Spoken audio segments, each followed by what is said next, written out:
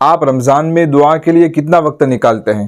اگر کم وقت نکالتے ہیں تو اس کا مطلب یہ ہے کہ آپ کو دعا کا صحیح مقام معلوم نہیں ہے۔ میں 3 حدیثیں آپ کے سامنے بیان کرتا ہوں، ان سے اندازہ ہو جائے گا کہ دعا اللہ کے نزدیک کتنی بڑی عبادت ہے۔ ایک حدیث میں ہمارے نبی نے فرمایا الدعاء مخ العبادہ، کہ دعا عبادت کا مغز ہے، یعنی کہ ایک تو ہوتے ہیں چھلکے اور ایک ہوتا ہے اندر کا گودا۔